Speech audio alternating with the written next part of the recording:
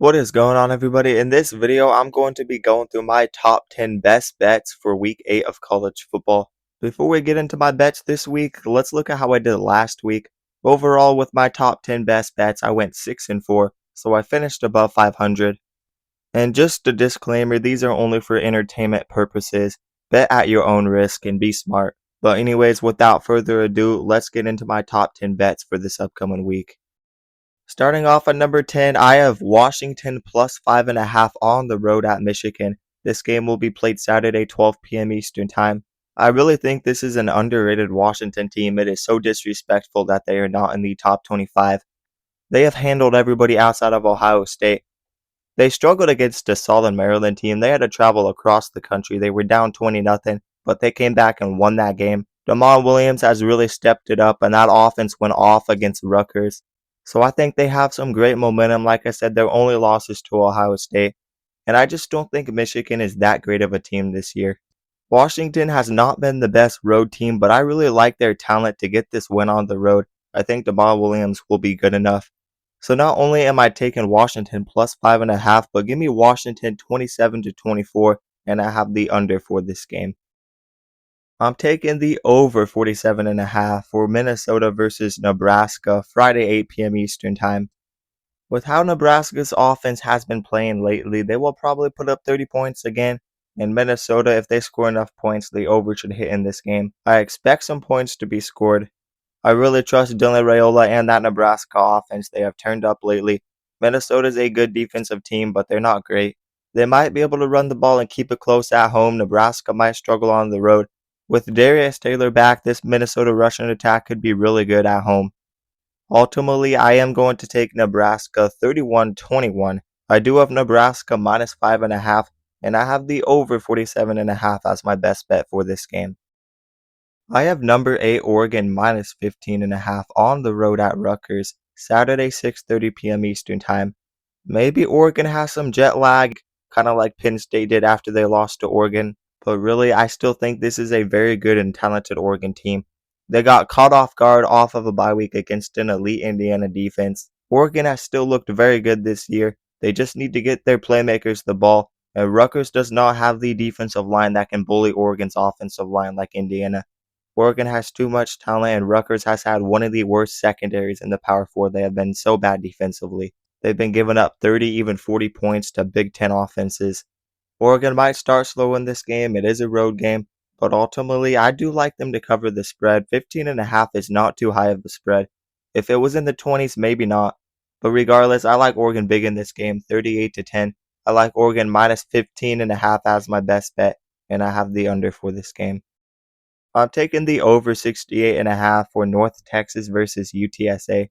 This one just seems simple to me. UTSA went and put up 61 points against Rice. They can be inconsistent, but they were clicking on all cylinders last week, and this is a North Texas offense that is very explosive. These are two not so great defenses. I think there'll be a lot of points scored in this game. It's pretty simple. It will be a high scoring shootout. It could go either way. I think UTSA can keep up with North Texas in this game, but ultimately I am taking North Texas 42-35. I just think they have more talent and they'll make a turnover or two in this game. That will be the difference. So I like North Texas 42-35 minus 5.5, and I have the over 68.5 as my best bet. I have number 7 Texas Tech minus 10.5 versus Arizona State on the road. Sam Leavitt playing or not, Tech is going to dominate this game in every aspect. People really need to start respecting this Tech team because their defensive front is actually elite. They absolutely dominated Kansas last week. Kansas has been very good offensively this year. Jalen Daniels is able to create plays. Kansas kept up with Missouri in a shootout and gave them a battle. Missouri almost beat Alabama, and then you have a team like Texas Tech dominating Kansas.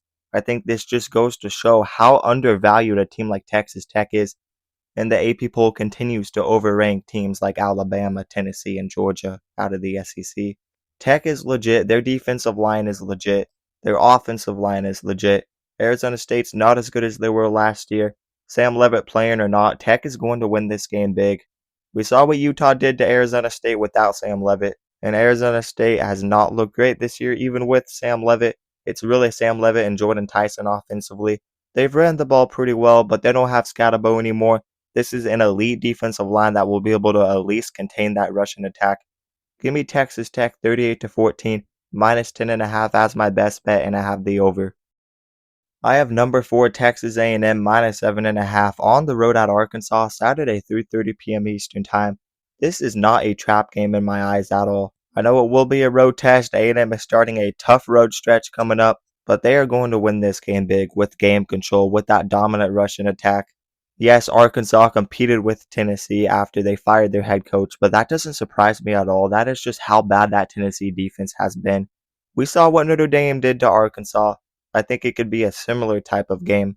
A&M has a dominant Russian attack, and that defense has been stepping it up lately. Held Florida's offense to 3 points in 3 quarters last week.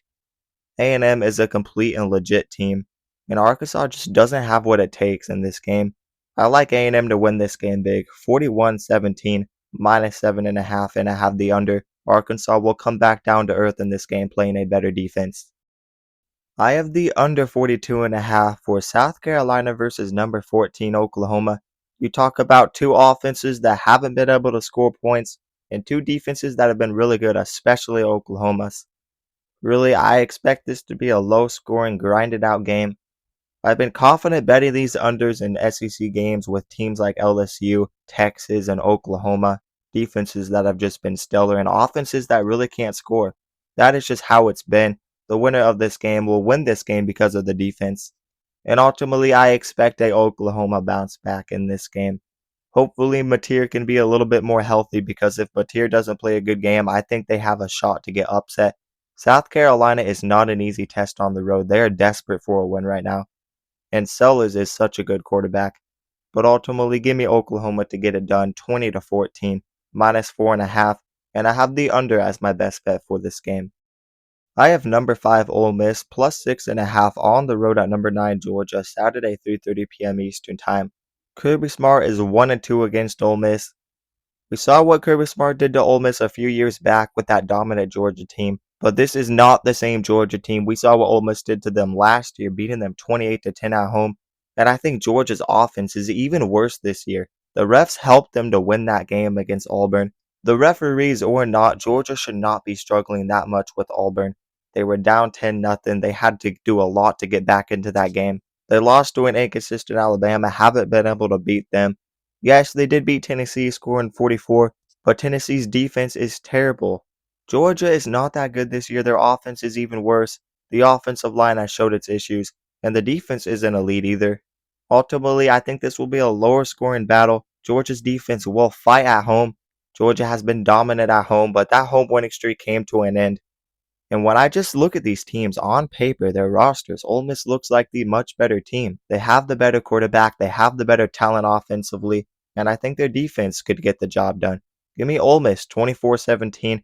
I'm taking them plus 6.5 as my best bet, and I have the under.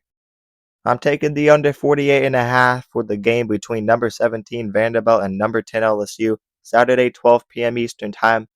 I'm more confident in this under because it's a higher under, and LSU has held nearly every offense to under 20 points. This will be a lower scoring battle. It's going to be a defensive game, your typical SEC game. It's really been hit every time with these SEC unders. So nothing much to say about this game. If Vanderbilt can only score 14 on that Alabama defense, they might have even more trouble with LSU's defense. But ultimately, I do expect a bounce back from Vanderbilt. They're actually pretty good at home, kind of underrated. Diego Pavia did not play his best game against Bama. They missed out on some red zone opportunities. Give me Vanderbilt to bounce back, win a close game against LSU at home, 24-21. I'm taking them minus 2.5. And I'm taking under 48.5 as my best bet. That's just too high of an over-under in a type of game like this. And finally, my bet of the week. Hopefully, I'm not too high in California. It's really not just California, though. North Carolina is that bad. I'm taking California minus 12.5 at home against North Carolina. This game will be played Friday, 10:30 p.m. Eastern Time. North Carolina has been getting blown out by everybody, and Cal usually is a good team at home. They lost to Duke, but Duke is a very good offensive team. I won't hold that loss against them too much. A Friday night, 10:30 p.m. Eastern Time on the road for North Carolina. That's going to be tough, and I just don't think they have it in them. California will be able to win this game by 2 scores. I don't think North Carolina's defense will be able to get enough pressure on the young quarterback in Jaren Sagapolatele. Give me California big in this game, 34-13, minus 12.5, and I have the over. But anyways, that is going to do it for my top 10 best bets for week 8 of college football.